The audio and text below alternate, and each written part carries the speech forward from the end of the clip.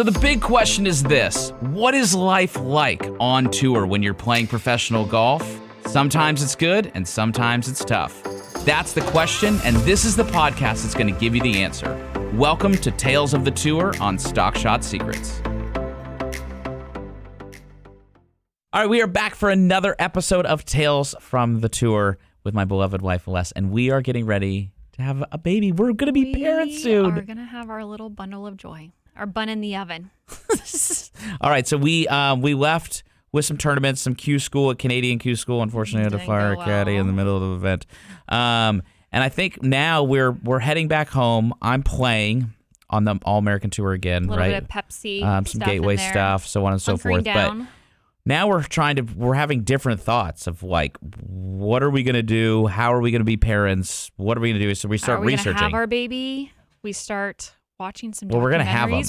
Yes, we're going to have definitely a baby. going to have a baby. But we're nesting. We're figuring out, we're putting this little nursery together, and we're like, hey, where do we want to have our baby? How do we want to have our baby? Well, I think that if you would have asked me like 5 months before having Adler, if you're like, where are you going to have a kid? I was like, you're going to just have a kid in a hospital. Like, which I never felt that way. I'm terrified really? of hospitals. Yeah. When you were younger, you thought you'd be like, I'm not going to have it. Well, not when I was like 5, but I knew like once we were married that I was not going to have a child in a hospital. You never really mentioned it, like going into that. Like, you know, like we've been together since birth. Yeah. So we just celebrated 21 years. Yeah.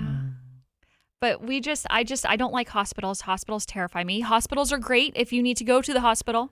But in my mind, I felt like having a baby was not something that I needed to do in a hospital. And I'm terrified of needles. And the epiphany probably really came in those documentaries we were watching. Yeah, so we watched What was that documentary called? The Babies was one of them. And I think the business of being born. And it just showed a lot of that. In the end, a hospital is a business. And things revolve around money. I think it was more of like, I think that there was something to that, but I think it was really, that Babies documentary was crazy. What was it? It was a family in Mongolia, a family in Japan, England, America, and Africa. Like Middle Africa. Just showing how babies are born in those countries. And America was completely different from like literally the babies. Mongolia one was nuts. Yeah, though. Like, babies being born in huts and literally on. She had her baby. Yep.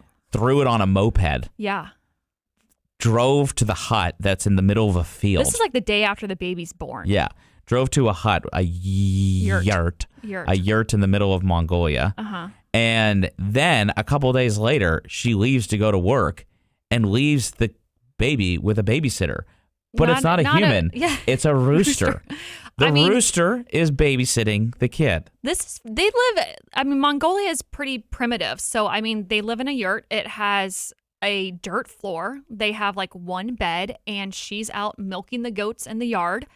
And roosters are trotting on into the yurt, and goats are, and the baby's just like laying there on the bed. And how was it? Wait, what? There was something crazy with like the pacifier thing. The baby had this is how it's done in Mongolia, not in the Morris family or in America. I don't know, maybe people do this in America. But the baby had like a string tied to its hand up through like a pulley system. And on the end of the pulley, I think, was like a piece of chicken with a toothpick. And the toothpick was that's right. The toothpick was like make it so that they could never get through the mouth. So it'd just be like, it was like its own sucker. And like every time the baby's hand would move, it would move the pulley, and the chicken would come in the baby's mouth, and basically entertaining the baby while the mom was outside tending to the goats. Which, she had to work. You should give everybody your goat noise. No. Real life goat boy. So we discovered this documentary, and we're like, wow, we really, look at how babies are born throughout the world. And then the African family had it. It was similar in the fact that they were sitting in literal dirt in huts, and there was like dogs and coyotes and like all sorts of stuff, and they were like chewing chicken bones. The kid was like, hey, I'll take that. Yes. And then he started chewing it, and then the mom took it from the baby, and the mom started chewing on it. Yeah. And they're all sharing chicken bones with hyenas. Yeah. And then it just puts into perspective how we live here in the States and most of the world. And it's interesting how that even changes with, because even like we'll get into it like with Adler, but like as new parents, like you get super worried about everything. And then you have like the third kid and you're like, I think there's that chicken bone. Go chew on that. Ren's eating the dog food. Like, do you want to get it or no? Okay, whatever. Yeah. She'll be fine. So we had an alternative birth. We chose to do. Well, the big thing was after we did that, then we went to the hospital to go see what the hospital was like. And nothing against hospitals, but I think for me personally, it was going to the hospital and being just like our hospital visit decided in Scottsdale. And I was like, hey, like, I've never done this before. Like, how's this all work? And they're like, well, I was like, yeah, it's like, what kind of accommodations you guys make? They're like, well, the wife, they can't really eat anything. They just have ice cubes for like a day and then 2 days after and like all this stuff. I was like, well, that sounds pretty terrible. And then it was like, well, what about the dads? Like, and they're like, what do the dads do? And they're like, well, usually the dads will just kind of leave. And I'm like, what? I'm not leaving my wife. I think some dads would leave. Maybe not all of them. I would hope none of you guys out there would leave your wife in the hospital after she had her baby. But then, and I was like, well, I'm not leaving. And they're like, yeah, you just sleep in that you chair. just sleep in that chair. I'm like, sleep in a chair? Like, what the heck? It was wild. So we found this amazing birth center. Yeah, which is right next to the hospital. And it was basically like giving birth in like a Ritz-Carlton with like a personalized chef and like a marble tub. And like, it was incredible. Like, it was right next to St. Joseph's Children's Hospital. If there was something wrong, but I had a completely healthy pregnancy. We had a healthy birth, and so there was no issue. So, but then there was the difficulty where we did have to have some medical intervention after he was born. So we brought him home. The next day we went back. He had his first checkup. I mean, he's like 24 hours old. After I got done having some beers and watching LeBron in the finals win. Yeah, that was our first night home. Yeah. And we took him back just for his first checkup, and he had a little bit of a low heart rate.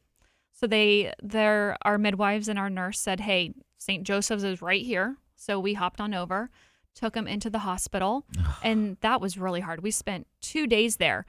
Out of all the children in the NICU, Adler was completely fine. You have these children who are literally these babies on life support, which was very, very hard to see. But I remember that was one of the worst experiences I ever had. And there were no parents there at the NICU, which made me sick to my stomach. And do you remember?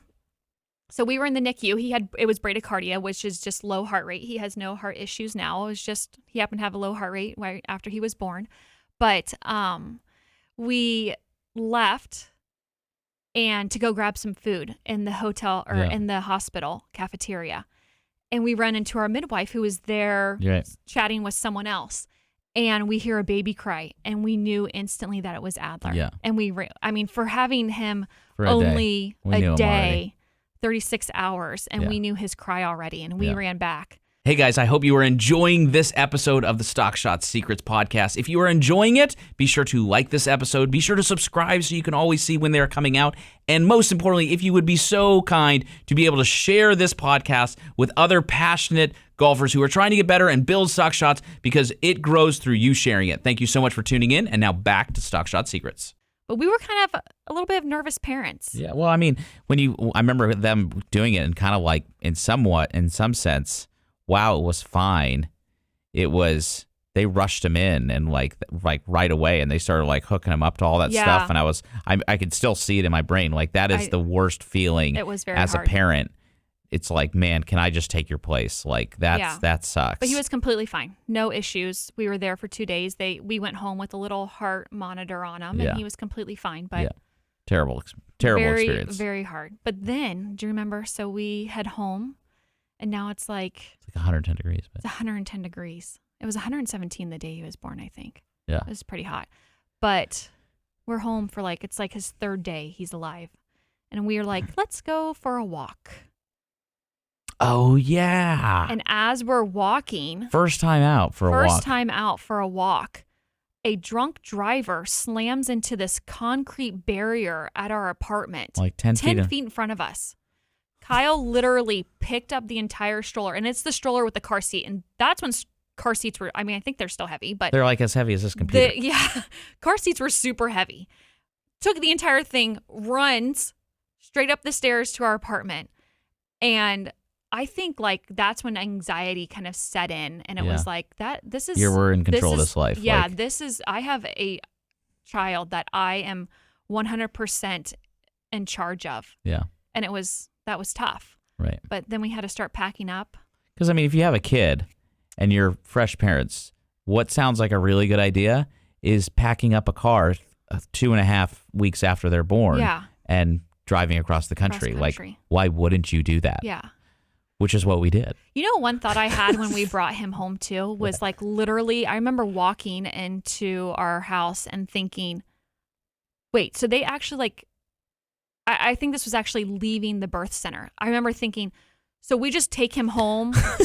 Like they allow us to just like, this is our child. Like this is just the three of us now. Like we're the three best friends that anyone could have. We're the three best friends that anyone could have. I just remember thinking like, this is legal. Like we just take him home now and he's ours. Like I remember having like weird like thoughts like that. Cause I was just like, what do I do? Yeah. I never know what you're doing. So what do? We pack up and head cross country. Yeah. So we do what we do. We do what we know we do. We do what we did, and we did had what some family come out and visit, meet them. My family. This was the first grandchild on our side, so that was exciting. But they left, and then we left like 2 or 3 days later. And so we left late June, and we drive across the country to Louisiana, to where we have our first tournament. I celebrate my birthday there, July 1st. And this was really hard because you were at the golf course all day long. It was super hard. I mean, like as like a, it's the first glimpse of like you normally were always with us, and every couple I think is different, but like you and I do better the more we're together. Yeah. Right. Some people are like, yeah, we just like I got to live my stuff here, so but ours is like the more the better. Yeah.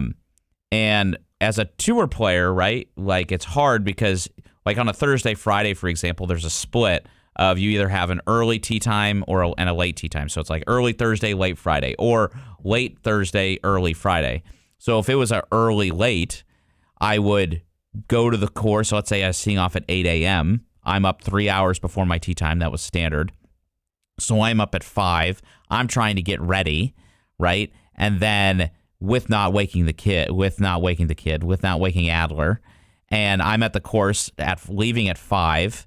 And then I play from 8 to 1, have lunch, then practice from 2 to 4, and I'm back at the house or the hotel or whatever at 4:30. So I mean, you got the whole day that you're by yourself, which is tough and in a city that you have no idea what it is. Exactly. And I felt, I don't know, you were just doing what you had to do, but I felt like I just really did not have any support. Yeah, rightfully so. And I had some anxiety because of this and of what happened when we took him out for the walk, but I was a very nervous mom. Like I remember not wanting to leave the condo that we were staying at. Like I would drop you off at the course, pick you up, but just being like, there was a Target around the corner and I'm thinking like, I just can't even go there by myself because like, I'm so terrified, like something's going to happen. Right. It was very scary. Yeah. You're learning to be a mom. We're learning to be parents on the road. In a hotel room. In a hotel room, essentially. And because we weren't going to stay at host families. However, we did. We did the next week. We did the next week. But I mean, I look back and I'm like, what were we thinking? Bringing an infant on the road with us and learning to be parents. Crazy. Like, it was so hard. It was a very hard time. Yeah.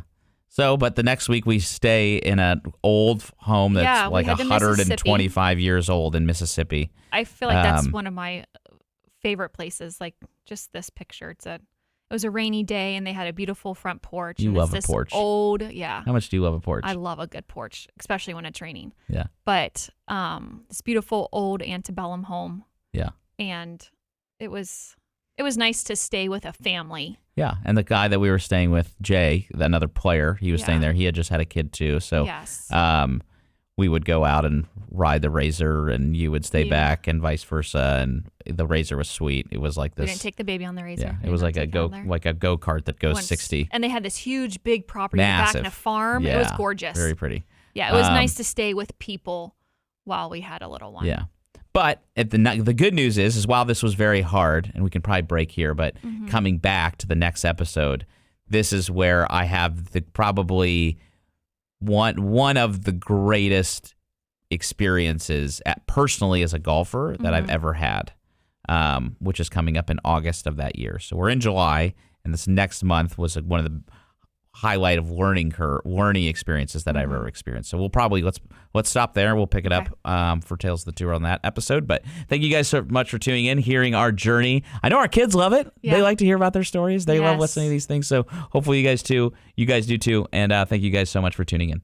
Hey guys, thank you so much for listening to the latest episode of the Stock Shot Secrets. Now, I want to give you a special opportunity where you and I can chat individually by just simply texting the following number. And you can ask any question under the sun about anything relative to your game or your skill, body, mind, whatever it is. So just text me at 614-541-1988. That's 614-541-1988. Subscribe to our text line, and then you can be in the special Stock Shot community where we can talk about everything under the sun regarding stock shots.